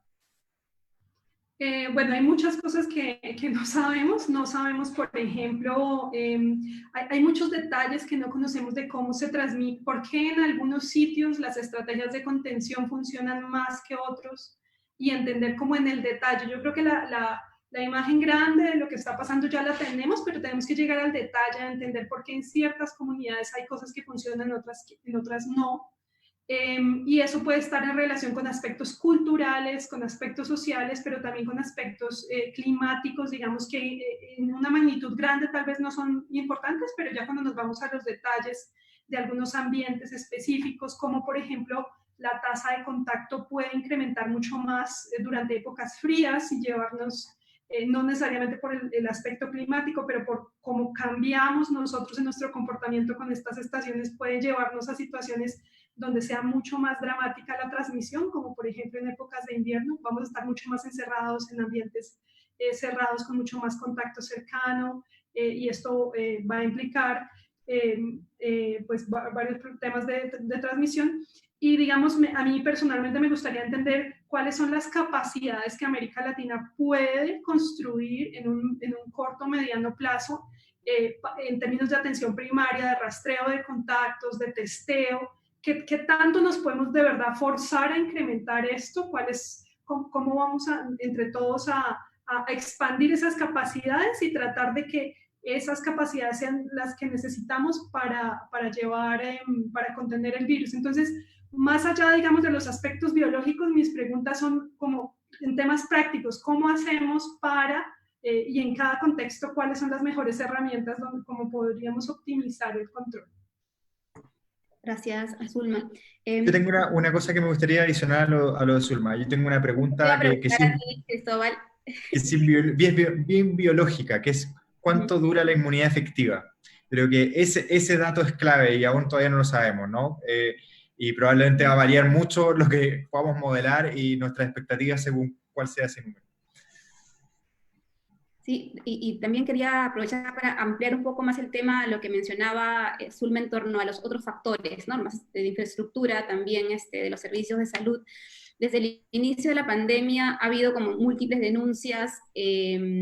Yo he seguido los casos de Perú y de Colombia. No sé muy bien el de Chile, Cristóbal, porque tienen un sistema de salud y privado un poco más complejo, me parece. Pero las denuncias en torno a los precios abusivos y cobros excesivos que se han registrado dentro de las clínicas del sector privado, ¿no? Incluso las leyes de salud en emergencia permiten que el Estado administre temporalmente los servicios privados para garantizar el derecho a la salud. ¿Qué factores crees tú que debe tener en cuenta la estrategia sanitaria de los estados de América Latina para garantizar que el acceso a la salud sea universal, ¿no? ¿Y cuál es el rol del Estado respecto al sector privado, ¿no? Porque salen estos discursos, como tú mencionabas, de que son muy paternalistas o que el Estado es intervencionista, y con ese discurso intentan más bien aplacar un derecho elemental como es el derecho a la salud. ¿Cuál es tu punto de vista sobre ese rol, el papel que debe tener el Estado en esta situación de crisis y respecto también del sector privado en la administración de salud? Sí, yo creo que en este punto hay que como recordar la excepcionalidad de los sistemas de salud latinoamericanos. Los sistemas de salud latinoamericanos son históricamente fragmentados, con múltiples componentes y arreglos que no interactúan de una manera muy consistente ni coordinada entre ellos. Y segundo, están muy segmentados. Significa que la población, según sus ingresos o sus ocupaciones, están divididos en distintos tipos de sistemas de salud. Eso ningún país desarrollado del mundo lo tiene. Lo primero que uno tiene que decir, la excepción es Estados Unidos, que tiene un sistema muy distinto, digamos, pero todo el resto de los países desarrollados del mundo tienen sistemas que de una u otra manera, con participación privada o no, tienen sistemas que están unificados e integrados, ¿sí? Y eso no es una casualidad. Han llegado a esa conclusión después de múltiples reformas durante décadas, demostrando que esa es una forma mucho más efectiva, eficiente y equitativa de poder dar respuesta a las necesidades de salud de la población. Entonces, yo creo que una pandemia en el contexto de Latinoamérica es particularmente compleja porque se enfrenta a sistemas de salud que son muy débiles en términos de su capacidad de organizar sus redes asistenciales de manera coordinada. Hay notables excepciones como Cuba, Costa Rica, Uruguay, que son justamente países que le ha ido bastante bien en el manejo de la pandemia. En Chile, lo que hizo la autoridad, yo creo que una de las buenas cosas que se han hecho en el país es que se utilizó las facultades constitucionales para integrar el sistema de salud y una suerte de toma de control del sector privado, y todas las UCIs del país, públicas o privadas, están siendo administradas de manera centralizada. Significa que el acceso a las camas de UCI deja de estar vinculadas a el tipo de seguro o los ingresos que tienen las personas. Y sin duda que es esa la forma en que hay que manejar una pandemia de esta magnitud. Todas las capacidades del país tienen que estar puestas a disposición de quien las necesita, independiente de su capacidad de pagar o de qué tipo de arreglo de seguridad social tiene. Y yo esperaría que los gobiernos sean en este ámbito muchísimo más ambiciosos, porque la verdad es que es un elemento fundamental de una respuesta eficiente, es poder integrar adecuadamente la respuesta sanitaria en la red asistencial. Una de las cosas que Chile también hizo y a mí sorprendió es el tema de controlar el precio de las pruebas, ¿no? Puso topes al costo de las pruebas, y esta distribución que mencionas de las camas es el hospital, el Ministerio de Salud, que de referencia a los pacientes a las clínicas. En las clínicas le cobran al Ministerio de Salud de Chile un precio por estas. ¿Cómo se da? Si puedes explicarnos un poco el proceso, porque en Perú lo que hemos registrado en los últimos meses es que el proceso de negociación del sector público con las clínicas privadas ha tardado aproximadamente 3 meses. El acuerdo se ha firmado esta semana recién, y están cobrando alrededor de es una tarifa plana, que es aproximadamente $18,000, unos 55,000 soles, por la atención de cada paciente referenciado, pero han dicho que quedan menos de 50 camas en el sector privado. Cuéntanos un poco y brevemente, por favor, cómo ha sido este rol del Estado chileno frente al control del precio de las pruebas y a otros precios respecto al tratamiento de COVID, y cómo ha sido el uso de las camas en el sector privado puestos a disposición del sector público. Sí, el sistema de salud chileno ya llevaba algún tiempo con algunas iniciativas que permitían al gran seguro público, que es nuestro Fondo Nacional de Salud, hacer compras a clínicas privadas mediante mecanismos en el cual se paga por la complejidad de los casos, que utilizando grupos relacionados a diagnósticos. Y lo que se ha hecho básicamente ahora es utilizar las mismas tarificaciones y mecanismos de pago para comprar hospitalizaciones en el sector privado. Se están aplicando ahora, no hay una tarifa distinta. Lo interesante, yo creo, es que el gobierno tempranamente sentó a todos los gerentes de todas las clínicas privadas del país, les notificó, no les preguntó, de que habían facultades constitucionales en las cuales el Ministerio de Salud podía tomar control directamente de las clínicas si lo necesitaba, y que preferían hacerlo en buenos términos, entonces querían que pusieran a disposición.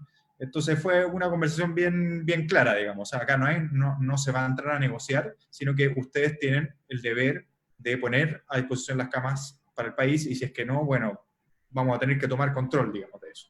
Yo creo que en esos términos fue la conversación.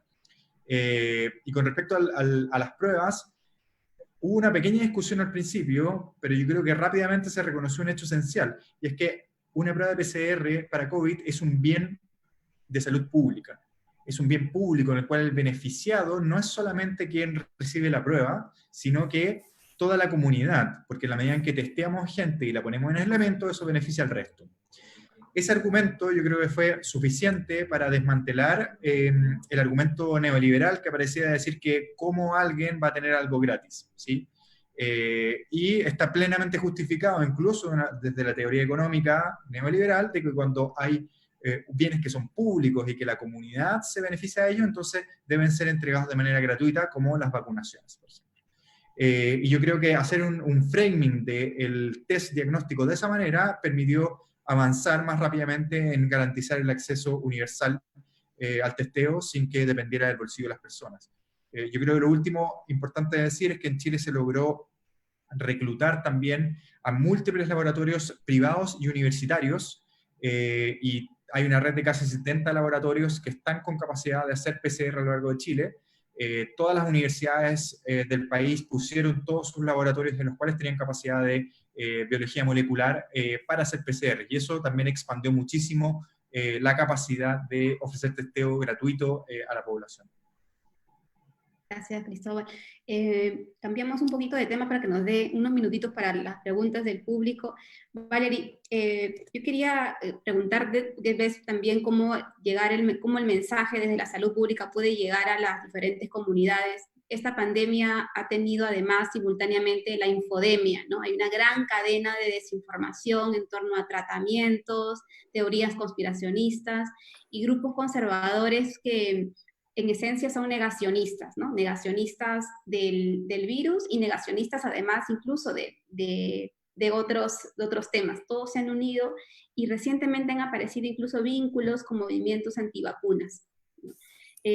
¿Cuál debe ser la estrategia? ¿O hay vacuna para los negacionistas y conspiracionistas? ¿Qué crees tú?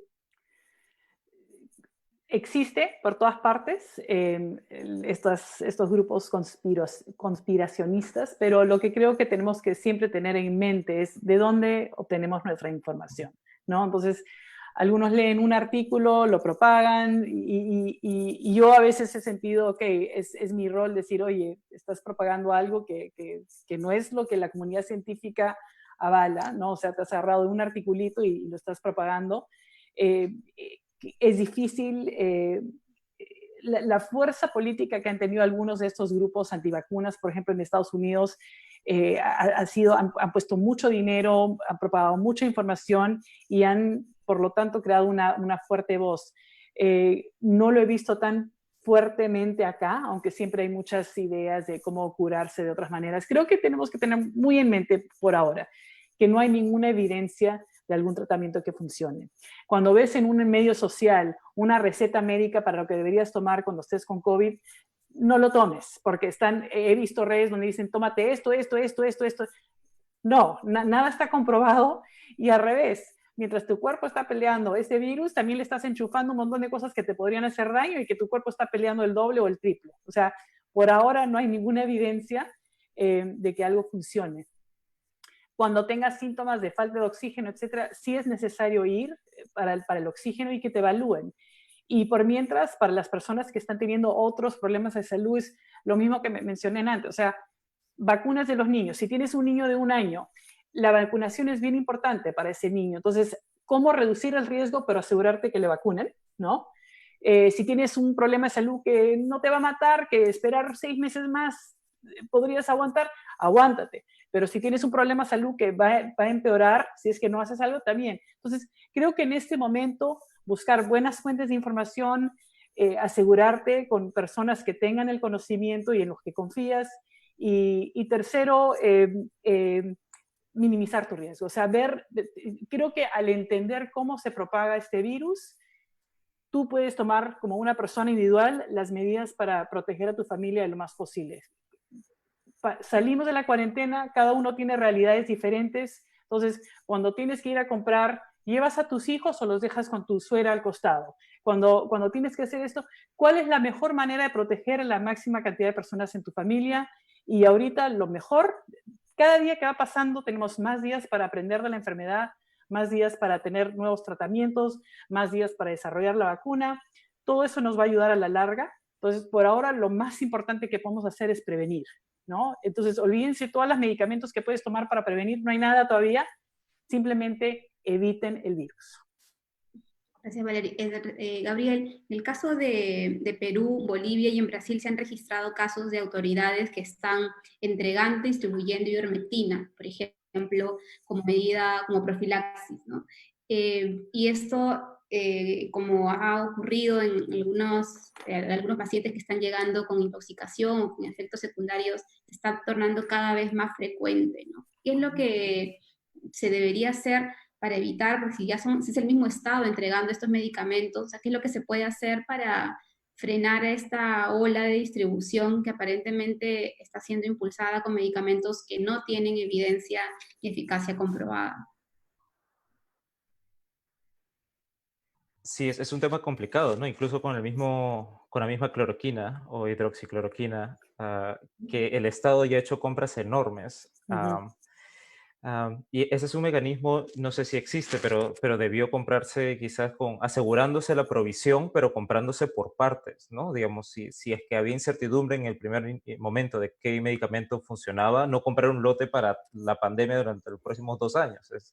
Es un poco complicado manejar esto, ¿no? Y como dice Valerie, en este momento todos los medicamentos deben considerarse en estadio experimental, ¿no? No tenemos certeza de que esto vaya a servir o que algún medicamento en especial vaya a servir, pero hay cosas que sí podrían implementarse y que el gobierno es más podría proveer, ¿no? Sobre todo con el tema de oxígenos. Me parece que salió un artículo del doctor Mejía en el Hospital Cayetano Heredia hace poco, donde uno de los mayores predictores de mortalidad intrahospitalaria es que llegan las personas con una muy baja saturación de oxígeno.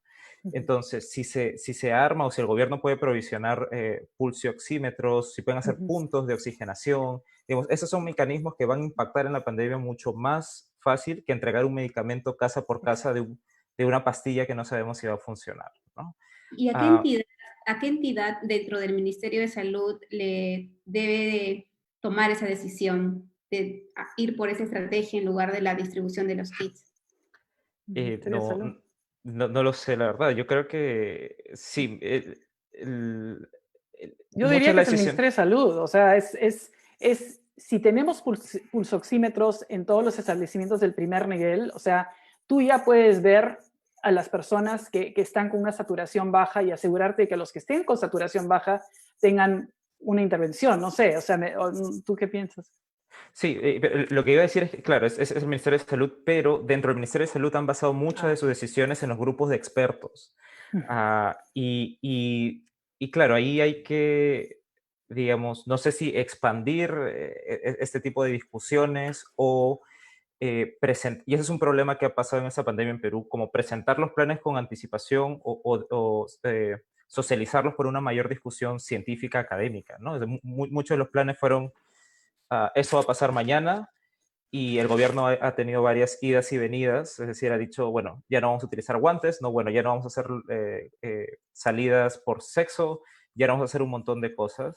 E incluso hemos salido a la nueva normalidad y no sabemos cuál es la regla de decisión para regresar a una cuarentena. Entonces, en algún momento nos dirán, bueno, mañana vamos a regresar porque esto se está saliendo de control y la población no lo va a aceptar porque ya es casi insostenible económicamente. Entonces, ese es un problema crítico que se tiene que abordar. No sabría decirte exactamente qué departamento lo va a abordar, pero creo, solo para agregar a lo que has dicho, o sea, me parece bien importante el punto de que a veces se ejecuta lo que es bueno para, por ejemplo, Lima, ¿no? O sea, que en Lima esto funcionaría porque tenemos muchos hospitales, tenemos muchos centros de salud, hay más fácil acceso, pero no es necesariamente lo que funciona en otras partes. O sea que incluir las perspectivas de otras regiones, incluir las perspectivas de un grupo más amplio, permitiría desarrollar, o sea, cada persona, cada experto, cada científico tiene toda una visión del grupo con el que ha estado trabajando, las enfermedades con las que ha estado trabajando. Entonces,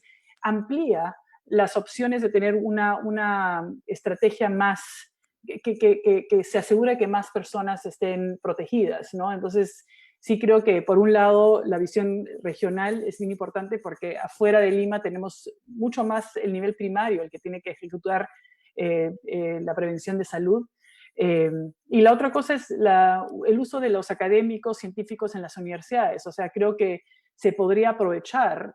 Perú es un país donde tenemos tantas personas trabajando en enfermedades infecciosas.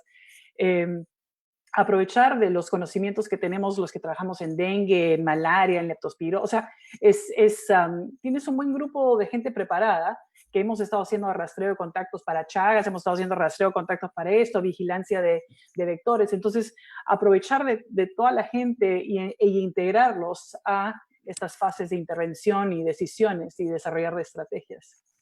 Gracias, Valeria. Vamos a ya ir terminando el programa. Hay dos preguntas que me gustaría recoger del público. Cristóbal, si nos puedes ayudar con esta, de José Fernández Álvarez. ¿Para cuándo calculan que exista una vacuna con una efectividad por lo menos del 90% o más del 90%? Wow, esto es ciencia ficción. Así que no le puedo dar una fecha, sí le puedo dar algunas referencias. En general, la historia de la humanidad es que entre que se descubre un virus o un nuevo agente infeccioso en realidad y que aparece una vacuna, eso toma en general varios años. Y las experiencias más exitosas que hemos tenido ha sido de unas demoras de aproximadamente 5 años. Por lo tanto, si es que la humanidad logra en esta oportunidad llegar a una vacuna en un plazo de 2 años, por ejemplo, sería ya excepcional, digamos. Hay un gran esfuerzo colaborativo internacional que yo creo que no ha ocurrido en muchos momentos de la historia de la humanidad y que hoy día tenemos capacidades tecnológicas que no hemos tenido en otro momento de la humanidad. Entonces es posible que hoy día logremos algo así y que, como gente ha dicho, el pronóstico como más auspicioso es que en 18 meses pues, se podría tener eventualmente una vacuna, considerando como los tiempos mínimos que se requieren para grandes trials y poder tener información. Con todo, yo creo que cualquier plan que uno haga en el mediano plazo es un plan sin vacunas, ¿sí? Y por eso también yo creo que en esta conversación todos hemos estado hablando y pensando de cómo va a ser la vida y cuáles son las políticas públicas que tienen que venir, porque lo más probable es que no vamos a tener una vacuna lo suficientemente pronto como para que podamos digamos, saltarnos todo este proceso que va a ser muy complejo de entrar y salir de confinamientos, de tener capacidad de testeo, entre otras cosas, que va a ser la forma que vamos a tener para contener el virus, por lo menos en el mediano plazo y al menos yo creo un par de años más. Cristóbal, Zulma, nos hacen esta consulta. Dice Carlos que su esposa trabaja en Montreal, en el sector salud, y que hoy es el núcleo de contagios más fuerte dentro de Canadá, y que a ella le han confirmado que deben prepararse para la segunda ola que llegará en septiembre, y están contratando personal con prisa, a muchos inmigrantes especialistas en salud sobre todo, ¿no? ¿Qué certezas hay en las proyecciones de estas nuevas olas y rebrotes de los que se habla en Asia y Europa con las últimas noticias? La mayoría, digamos, de las proyecciones indican, como ya mencionábamos antes, que en la medida en que se aumentan los contactos en estas reaperturas económicas, necesariamente se aumenta la probabilidad de contagio. Sin embargo, pues por lo que hemos visto, digamos, en otros países, es muy difícil comparar países con países porque cada uno tiene su infraestructura muy distinta y también tiene sus costumbres y también tiene climas súper distintos y sistemas de salud bien diferentes. Entonces todo eso va a entrar a jugar. Pero lo que sabemos es que hay países que logran una supresión, si hay países que logran una supresión sostenida, a pesar de que haya apertura de sus actividades, esa supresión va a ser probablemente suficiente para evitar unos rebrotes muy grandes.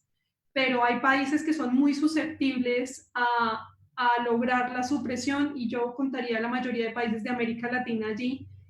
Canadá pues, es muy grande, es muy diverso también internamente como país ha sido uno de estos países que se ha demorado más en lograr la supresión en comparación, digamos, con algunos países de Europa, pero de que la supresión sea sostenible en el tiempo y que lo logren, digamos, logren poner en acción todo este sistema de rastreo de contactos antes de que el número de casos sea muy alto, va a depender de todas esas cosas va a depender de que haya rebrotes grandes. Ciertamente sí digamos, la mayoría de los modelos pues ponen en evidencia que el hecho de la llegada del otoño va a implicar pues más, como digo, más contacto en lugares cerrados y todo esto, y eso va a traer más contagios.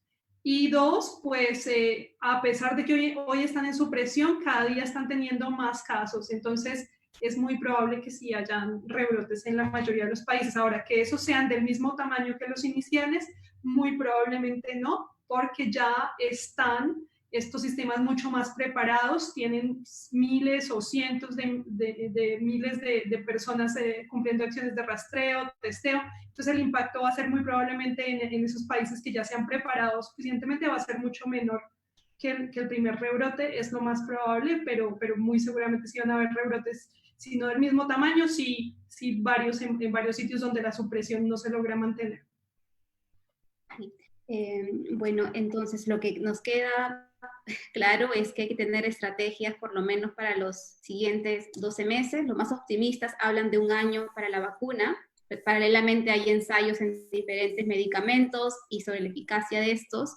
Y si se llegara a encontrar una vacuna con mucha eficacia, las posibilidades también de nuestros países de adquirir empiezan nuevamente a pelear por la compra de estas, ¿no? Que es lo que preocupa a muchos, de cómo se genera una vacuna que tenga el peso del bien común para que no solamente los países que puedan comprar accedan a estas, sino también los países con menos recursos, y dentro de los países con menos recursos, las poblaciones más pobres también puedan obtener a esa vacuna.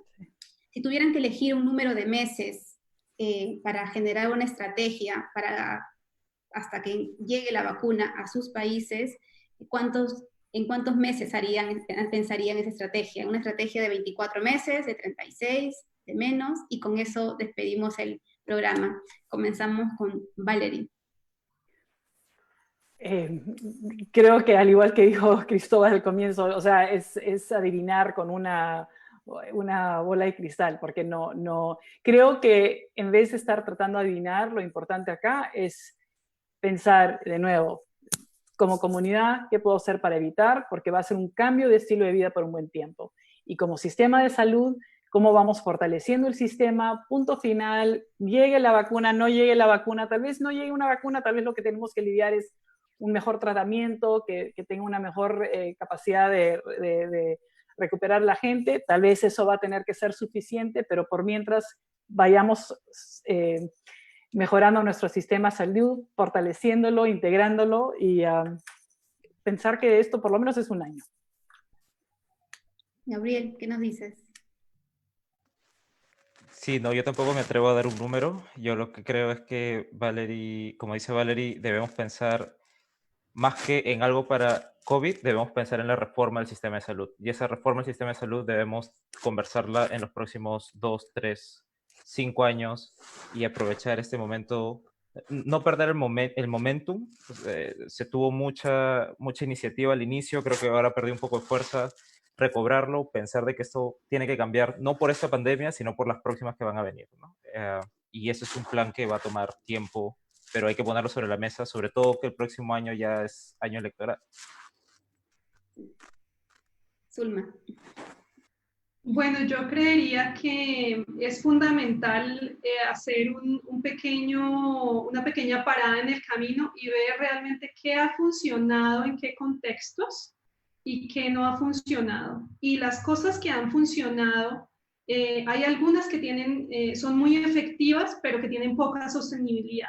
Digamos, tipo las cuarentenas, son muy eficientes en bajar drásticamente el número de contactos, y si bien no logran supresión por sí solas, en América Latina logran al menos detener el avance grande de la propagación, pero claramente no son sostenibles a largo plazo.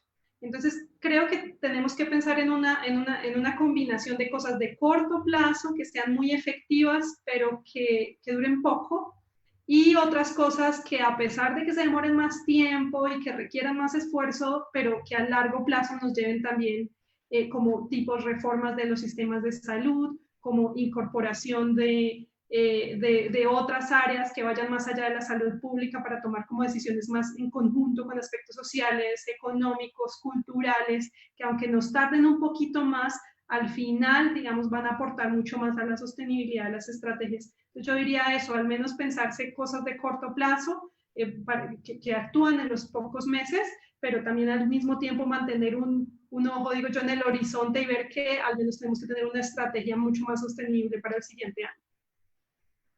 Gracias, Sí, me parece que es clave tener una planificación en horizontes anuales al menos. ¿Y por qué yo pienso en horizontes anuales? Porque también la estacionalidad que parece tener el virus es relevante, por lo menos en países como Chile, en el cual los inviernos suelen ser muy fríos, tiene un impacto muy importante en términos de la estacionalidad, y por lo tanto yo creo que hay que considerar esa variación interanual como un aspecto a la hora de planificar la estrategia de las camas, del testeo, entre otras cosas, ¿no? Y estoy muy de acuerdo también con lo que ustedes mencionaban, creo que es el momento en todo país que está viendo una ligera reducción de sus casos y que pueden tener una situación un poco más de control. Yo creo que es el momento clave para empezar a hacer reformas que permitan modificar los elementos más estructurales que condicionan la capacidad de respuesta. La gobernanza del país, los sistemas de vigilancia, los sistemas de información, la articulación de las redes asistenciales, todos esos temas que cuando uno está metido en el peor momento de la crisis son muy difíciles de mejorarlos. Pero cuando uno tiene un poquito de oxígeno, ese es el momento clave, porque sabemos que nos vamos a enfrentar más pronto que tarde a nuevos brotes epidémicos, no solamente de COVID, sino además de otras enfermedades que nos van a seguir afectando, ¿no? Entonces, yo creo que hay que utilizar el tiempo que se puede haber ganado con las cuarentenas para montar mejores respuestas. Esa va a ser la única posibilidad de que no tengamos nuevamente las catástrofes que hemos visto en las primeras horas en muchos de los países que han estado afectados por el COVID. Yo quiero agradecer a cada uno de los invitados. Muchas gracias a Valeria Pazoldán, a Gabriel Carrasco, Zulma Cucunabay, Cristóbal Cuadrado por haber dado este tiempo que es bastante estimoso en estos momentos. Nos hemos excedido de largo en el horario del programa, pero muchísimas gracias a los que nos han estado siguiendo también. Todo el programa se va a subir a las cuentas adicionales de YouTube y de Facebook, y también en el artículo que vamos a publicar mañana con cada una de las intervenciones. Entonces, les agradezco nuevamente y nos vemos el siguiente viernes a las 6:30 en Ojo Público. Muchas gracias. Gracias por la invitación. Gracias. Buenas tardes. Chao, chao.